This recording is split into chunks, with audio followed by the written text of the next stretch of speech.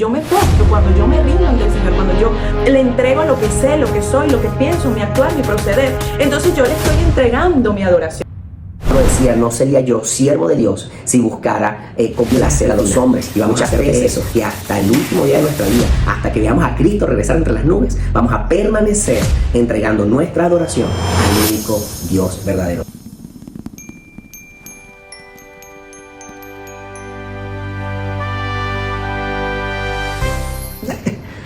Hola, ¿cómo están? Sean todos bienvenidos nuevamente al Hilo Rojo. Vamos a hablar hoy acerca de un tema que tiene que ver con revelaciones. Vamos a hablar de revelaciones de lo que es verdades sin velo. Una revelación es cuando un velo cae. Y 2 Corintios 3:18 dice, por tanto, todos mirando a cara descubierta como en un espejo la gloria del Señor, somos transformados de gloria en la misma imagen por el Espíritu del Señor. Vamos a hablar de algunos velos que el sistema, la cultura ha colocado delante de nosotros y nos impiden ver a cara descubierta al Señor. Es así. Y esos velos tienen un poco que ver con prácticas muy sutiles que hacemos en el día a día, que creemos que estamos haciendo para Dios o por Dios, pero no necesariamente nos están acercando a Él, sino que estamos teniendo ese velo permanente en nuestros ojos. Hay cosas que tienen que ver con el diseño. Una palabra importante de esto es diseño. Cuando yo me encuentro con las Escrituras y camino en ese hilo rojo de Génesis y Apocalipsis, yo consigo el diseño de Dios y también consigo mi propio diseño. No sé si eres de aquellas personas que les gusta leer los manuales de instrucciones o le da una flojera terrible. Nosotros incluso hemos tenido casos con electrodomésticos que aquí pensábamos que estaban malos, mi señora esposa, ¿verdad? Luego yo leo el manual y resulta que no estaba malo, solo lo estábamos operando mal. A la verdad a veces pensamos incluso que hay cosas que están mal en nosotros, que estamos mal nosotros, pero realmente al conocer quiénes somos, podemos saber cómo debemos operar y funcionar como Dios nos diseñó. Y parte del diseño que Dios creó en nosotros es la adoración. Dios nos diseñó para adorarle, para entregar a Él alabanzas, adoración. Y cuando no es a Él a quien adoramos, es cuando caemos en esto que vamos a hablar el día de hoy, que es la idolatría. Dice Lucas 4:8, en la última tentación a la que se le hizo Jesús en el desierto, su respuesta a Satanás, una vez que Satanás le indica que Él le va a entregar los reinos de la tierra, le va a entregar todo, simplemente si Él se postra delante de Él. Y dice, respondiendo Jesús, le dijo, vete de mí, Satanás, porque escrito está, al Señor tu Dios adorarás y a Él solo servirás.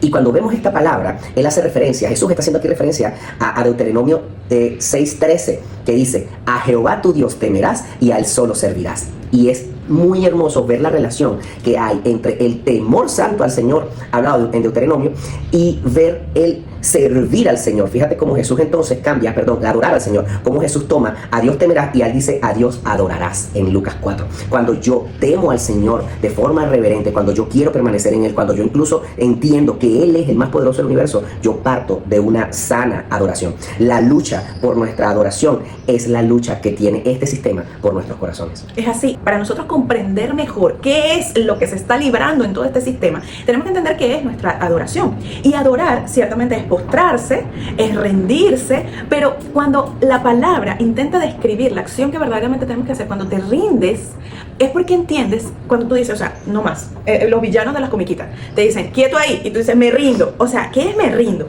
Levanto mis manos entendiendo que no tengo la capacidad de defenderme en ese momento, y es como una forma muy pura y simple de comprenderlo, pero cuando tú te rindes ante Dios, es porque estás comprendiendo tu finitud, tu incapacidad, tus limitaciones, y dices, me rindo ante ti, entiendo que solo en ti encuentro salvación, entiendo que solo en ti puedo hallar paz, entiendo que solo tú puedes cuidarme, como yo no sé cuidarme. Entonces cuando yo me postro, cuando yo me rindo ante el Señor, cuando yo le entrego lo que sé, lo que soy, lo que pienso, mi actuar, mi proceder, entonces yo le estoy entregando mi adoración. Y eso es lo que busca Satanás. Él busca esa adoración, esa dependencia, quizás. Esa confianza. Y si yo resumiría todo el podcast de hoy en un versículo, te diría que es Deuteronomio 6:4, que Dios dice, oye Israel, Jehová nuestro Dios, Jehová uno es. ¿De dónde viene esa confianza? ¿De dónde viene la fuerza? ¿De dónde viene la esperanza? ¿De dónde viene el apoyo? La palabra confianza en el original se traduce como punto de apoyo, en donde, como cuando una persona tiene un bastón y se apoya para poder avanzar. Esa es la confianza bíblica. ¿Dónde está puesta nuestra confianza? Porque la idolatría tiene que ver con colocar a cualquier cosa o persona en el lugar que solo le corresponde al Señor. Y me encanta esto que un hombre de Dios decía, que ídolo es aquello que amo o incluso temo más que al Señor. Temo perder o temo que me va a hacer algo.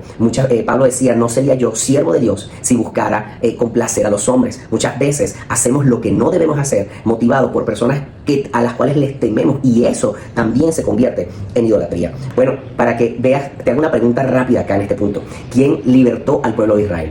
Y si pensaste en Moisés y no en Dios, estamos entendiendo lo fácil que es caer en idolatría. Vemos a los profetas, vemos a los hombres de Dios, pero realmente tenemos que entender que son elementos, son vasijas de barro que Dios está usando para cumplir sus propósitos en la tierra. Al final siempre se está tratando de Dios. Y cuando ellos salen de la tierra de Israel y le entrega a Dios a través de Moisés los 10 mandamientos, podemos ver en Deuteronomio 6, esta parte me encanta, aparte del versículo 4 que dice Jehová uno es, dice, y amarás a Jehová con todo tu corazón, con toda tu alma, con todas tus fuerzas, y estas palabras que yo te mando hoy estarán sobre tu corazón y las repetirás a tus hijos y hablarás de ellas estando en tu casa y andando por el camino y al acostarte y cuando te levantes, y las atarás como señal en tu mano y estarán como fronteras en tus ojos y las escribirás en los postes de tu casa y en tus puertas. Vean la importancia que Dios le entrega a este primer versículo. Oye Israel, Jehová nuestro Dios uno es. Porque Dios sabe la fragilidad que tenemos ante idolatrar cualquier cosa prácticamente en este mundo. Es así, y volviendo a lo del Génesis, cuando surge, digamos, este desvío del corazón del hombre, y Adán y Eva están en un primer momento, y ¿cuál es la capacidad que ellos se les ofrece? Se les ofrece la capacidad de conocer el bien y el mal. Entonces, ellos estaban quizás bajo el liderazgo, bajo el cuidado del Señor. Ellos confiaban plenamente en Él y no pensaban en qué cosas estaban bien, estaban mal. Ellos simplemente lo obedecían y ponían toda su confianza. Ellos estaban en una dependencia total. ¿Qué les ofrece la serpiente? El conocimiento del bien y el mal. Vas a pensar por ti mismo, vas a decidir por ti mismo. Ya no necesitas al Señor para saber qué hacer. Porque muchas veces sentimos, ay, pero es que tengo que orar para hacer eso. Nos cuesta soltar y decir, Señor, ¿qué quieres tú? Esto es lo que yo quiero, esto es lo que así lo solucionaría yo. Pero ¿qué quieres tú? Y eso era lo que la serpiente les está ofreciendo. Pero vemos un segundo episodio en la Torre de Babel, en el momento en el que los hombres deciden ponerse de acuerdo para, fíjense esto, está en Génesis 10:11, dice, luego dijeron, construyamos una ciudad con una torre que llegue hasta el cielo. De ese modo nos haremos famosos y evitaremos ser dispersados por toda la tierra. Imagínense eso. Luego, pero el Señor bajó para observar la ciudad y la torre que los hombres estaban construyendo, y se dijo, todos forman un solo pueblo y hablan un solo idioma. Esto es solo el comienzo de sus obras, y todo lo que se propongan lo podrán lograr. Será mejor que bajemos a confundir su idioma para que ya no se entiendan entre ellos mismos.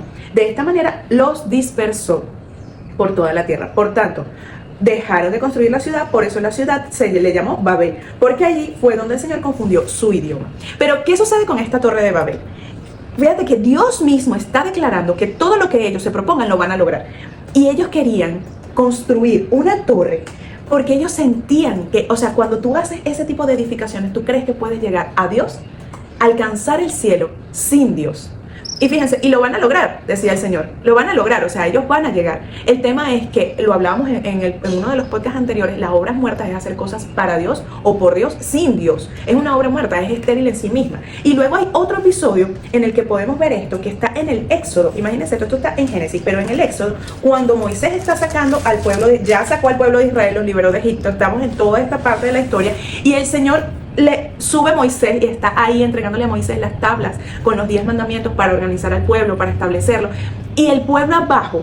Pero ellos se comenzaron a inquietar y comenzaron a quitarse los aretes, fíjense esto, de oro que llevaban puesto, y dicen que llevaron a Aarón, quien los recibió, los fundió, luego cinceló el oro fundido e hizo un ídolo en forma de becerro. Entonces exclamó el pueblo, Israel, aquí tienes a tu Dios que te sacó de Egipto.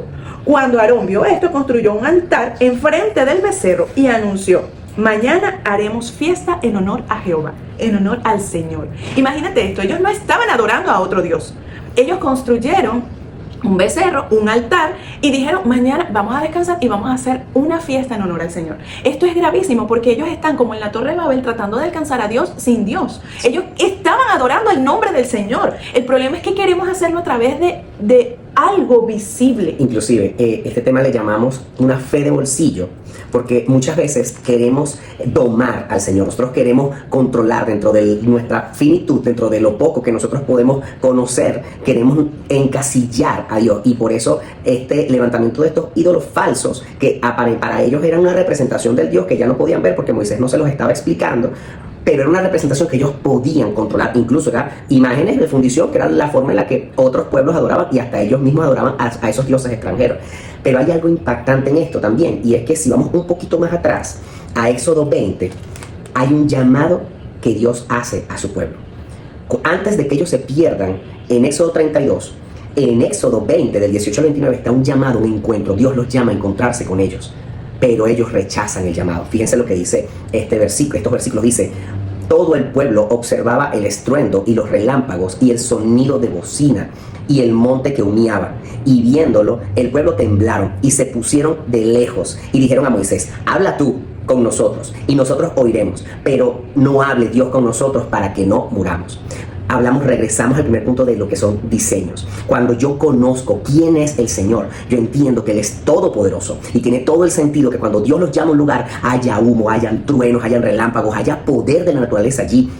Pero si ellos conocieran más al Señor, no tuvieran ese miedo, porque pudiesen entender que también Dios es 100% amor, porque Dios es amor. Y al no ir al encuentro con el Señor en Éxodo 20, tenemos lo que ocurre en Éxodo 32, que justo está el Señor entregando, conversando con Moisés, coordinando, tal como decía mi esposa. Y fíjense lo que dice Dios. Me imagino que interrumpe la conversación con Moisés, para un momento la conversación con Moisés, y dice: ya va, Moisés, es que pronto se ha apartado del camino que yo les mandé. Se han hecho un becerro de fundición y lo han adorado y le han ofrecido sacrificios y han dicho: Israel, estos son tus dioses que te sacaron de la tierra de Egipto.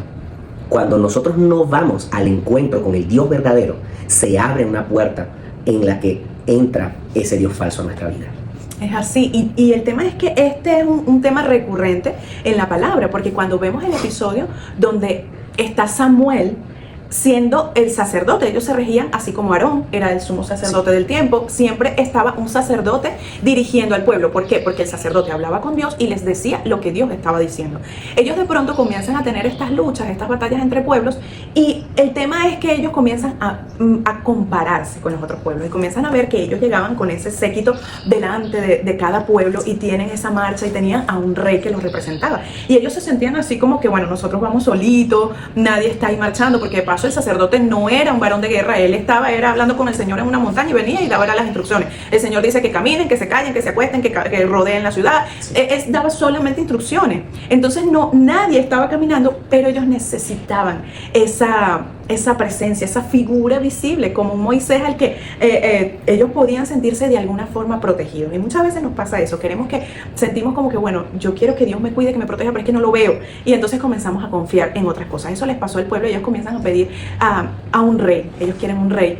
Y Samuel se enoja, Samuel está enojado: pero ¿por qué están pidiendo un rey? Ellos no se dan cuenta que eres tú, Señor, el que está con ellos. Y el Señor les dice: Samuel, se lo vas a dar, tú les vas a dar a un rey, pero ellos no te están rechazando a ti, me están rechazando a mí. Y así mismo, como ellos están clamando por ese rey, ellos van a clamar a causa de ese rey. Ese rey les va a traer tristeza y les va a traer calamidades, digamos, es lo que está diciendo en la palabra. Luego de eso, efectivamente eligen a Saúl y comienza el pueblo a padecer, porque comienzan a haber entonces impuestos, comienza la gente a ser maltratada y oprimida por un líder político y un líder guerrero que entonces está a toda costa haciendo esas peleas. Sí, nosotros allí se puede ver como el rechazo es prácticamente a Dios, y es lo que hablamos de la figura, cómo somos cautivados. Por eso la palabra cautivado viene de la palabra cautivo, que es preso. Entonces, una verdad que te cautiva, a la vez es una verdad que te resta libertad. Cuando el pueblo decide que quiere a una figura más parecida a un rey que a un sacerdote, porque hablamos de un profeta Samuel, que a lo mejor no se veía como un rey, no tenía gran talán como un rey. Y fíjense que a quién escoge el pueblo de Israel. Escoge a un Saúl, que era un hombre muy guapo, un hombre el más alto de todo el pueblo de Israel. Dice la palabra que todos le llegaban al hombro y decían: nosotros queremos a un hombre que nos represente. Y es muy importante poder verlo de esta forma, porque eso nos hace entender o reconocer los ídolos. Y oramos para que el Espíritu Santo en todo este podcast y lo que viene quedando de este tiempo vaya mostrándote en tu corazón cuáles son esos ídolos que están allí escondidos. Y una forma de reconocerlos puede tener que ver con Gálatas 5, porque de 5 al 22 al 23, que habla del fruto del Espíritu. Porque ¿qué termina siendo un ídolo? Un atajo para algo que solo Dios puede entregar. Esa seguridad que quería el pueblo a través de una figura que marchara delante de ellos. Es decir, queremos un rey como los otros pueblos que marche delante de ellos en la batalla.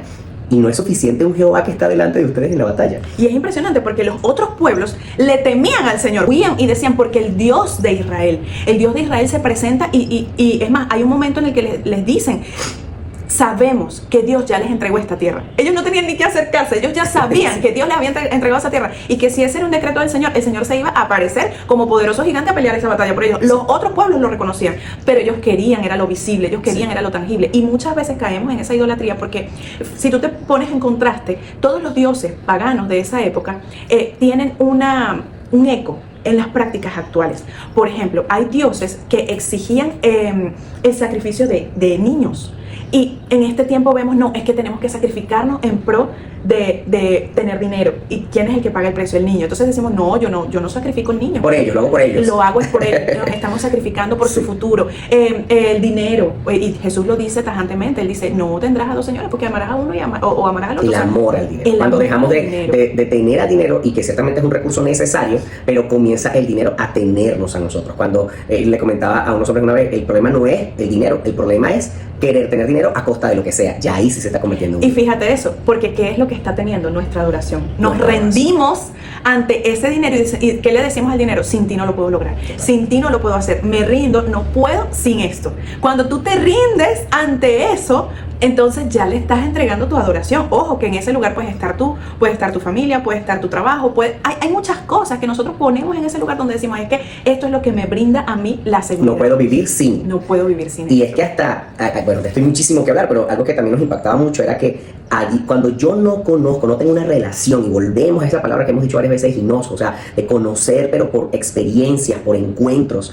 con Dios, y no lo conozco realmente, incluso Dios se puede convertir en un ídolo. Fíjate, Deuteronomio 5 dice, no harás para ti escultura ni imagen alguna de cosas que esté arriba en los cielos, debajo en la tierra, ni en las aguas, ni debajo de la tierra. Y el Salmo 115 dice, tienen bocas mas no hablan, tienen ojos mas no ven, tienen orejas mas no oyen, tienen narices mas no huelen, manos mas no palpan, pies mas no andan, no hablan con su garganta, semejantes a ellos son los que los hacen, y cualquiera que confía en ellos. Y aquí quiero también comentarte algo, porque fíjate que si yo digo que creo en el Señor, yo creo en Dios, pero llamo a alguien para que ore por mí, y yo obviamente entendemos y sí sabemos que hay poder en la comunidad y hay poder en la intercesión, creemos firmemente en esto, pero cuando ya se cae en una dependencia y yo necesito que mi líder, que mi pastor ore por mí, porque a él Dios lo escucha, yo estoy creyendo en un Dios que a mí no me oye. Cuando yo voy a la iglesia pero no voy con expectativa de un encuentro con el Señor, yo entonces no estoy creyendo que Dios tiene manos y toca. Si yo sé que Dios va a restaurar todas las cosas, que aunque los tiempos no se ven bien, aunque este sistema en este momento está caído, pero Él va a regresar a reinar, yo tengo mi esperanza de que de que la tierra es el estrado de sus pies. Yo conozco a un Dios que tiene pies y anda y se mueve por la tierra. Entonces, cuando yo no tengo este velo delante que me impide creer en todo lo que Dios puede hacer en mi vida, que Él es mi Dios, entonces yo estoy convirtiendo a Dios en un ídolo. Estoy diciendo, sí, Señor, tú estás pero no me escuchas, tú estás pero no me tocas, tú estás pero no me ves. Y Dios tiene ojos y te ve, tiene oídos y te escucha, manos, y quiere tocar tu vida, quiere tocar tu corazón. Y es impresionante porque fíjate que el mismo versículo lo que dice es que ustedes mismos serán como eso, que aunque lo vean, no lo van a ver. Aunque Él les esté hablando, no lo van a escuchar. O sea, ¿por qué? Porque tratamos de meter a Dios en nuestro pequeño becerro de oro. Porque, insisto, ellos le pusieron el nombre de Jehová al becerro. O sea, el tema es que queremos que Él esté confinado en nuestra pequeña fe de bolsillo. Queremos a un Dios eterno, supremo, hacer que Él entre en mi estándar, en mi lógica, en mi forma de ver el bien y el mal. Es que esto es malo, debería Dios actuar, debería...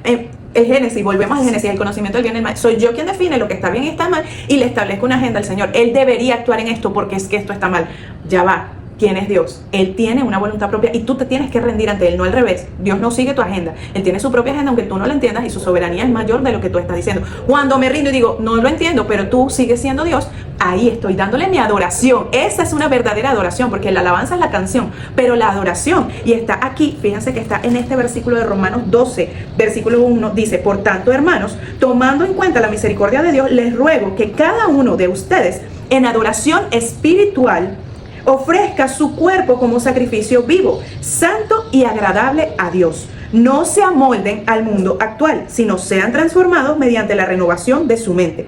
Así podrán comprobar cuál es la voluntad de Dios, buena, agradable y perfecta. Fíjense que está enlazando todos los conceptos en una sola porción. ¿Qué está diciendo? ¿Cuál es la voluntad de Dios? La voluntad de Dios siempre es buena, agradable y perfecta. Y tú la vas a conocer si tú aprendes a no amoldarte al sistema de este mundo, no te dejes dar forma a tu mente según lo que piensan todas las demás personas, sino que seas transformado por medio del Espíritu, y así es que vas a conocer la voluntad de tu Padre. ¿Y qué dice inicialmente? ofrézcanse como sacrificio vivo en adoración. Ríndete a su voluntad. Porque cuando yo me rindo, cuando yo me entrego, es que comienzo a vivir. La pregunta es a qué me estoy rindiendo y a qué me estoy entregando. Fíjate que Efesios 1:4 dice que nos escogió antes de la fundación del mundo para que fuésemos santos, que es apartados para Él, e irreprensibles delante de Él. Y la palabra irreprensible quiere decir inatrapable. Y fíjense que Mateo 24:24 Jesús mismo dijo: porque se levantarán falsos cristos y falsos profetas y harán grandes señales y prodigios de tal manera que engañarán, si fuera posible, aún a los escogidos de Dios. Y nos impresiona mucho ver esto, que en los tiempos de Elías, Elías hizo descender fuego del cielo y a través de esa muestra del poder del Señor, él venció a los 450 profetas de Baal. Pero recuerden que también había 400 más de Acera, o sea, en ese momento estaban entregados a los dioses paganos prácticamente, y él era el único que estaba parado firme al único Dios verdadero. Por eso, si tú te sientes solo, no debes sentirte así, porque uno verdadero equivale a 850 falsos de cualquier tiempo. Ahora, permanecer en el Señor nos hace ser inatrapables, nos hace caminar en su verdad y tener la confianza de que Él está allí. Y es necesario, porque fíjense lo que dice Apocalipsis 13, del 13 al 14. Fíjense cómo también dice esto de la bestia: también hace grandes señales, de tal manera que aún hace descender fuego del cielo a la tierra delante de los hombres, y engaña a los moradores de la tierra con señales que se le ha permitido hacer. Y estamos en una temporada donde podemos ver señales, donde podemos ver personas que manejan muy bien la parte hablada, que inclusive Dios le puede permitir hacer señales, pero no viene del Espíritu. Y si nosotros tenemos una relación firme y fiel con el único Dios verdadero, aunque veamos señales poderosas hechas, pero desde un espíritu que es engañador, vamos a poder permanecer fieles hasta el final. Y vamos a hacer de eso que hasta el último día de nuestra vida, hasta que veamos a Cristo regresar entre las nubes, vamos a permanecer entregando nuestra adoración al único Dios verdadero. Porque Jehová, uno solo es. Y la invitación final es la misma que se hizo en el Éxodo al pueblo de Israel antes de hacer ese becerro de oro. Sube al lugar alto a conocer personalmente al Dios vivo. Él sigue extendiendo esa invitación cada día a que lo conozcas de forma personal. A quién es el falso profeta, quién te está engañando, porque cuando tú dices, esto no lo diría mi padre, esto no lo diría mi padre, cuando tú dices eso, enseguida te encienden las alarmas y pueden estar haciendo descender fuego del cielo, pero tú conoces al Dios verdadero. Te invitamos a que tengas ese tiempo de intimidad con el Señor y esperamos vernos la próxima semana en este espacio. Que Dios les bendiga. Les bendiga mucho. Chao, chao.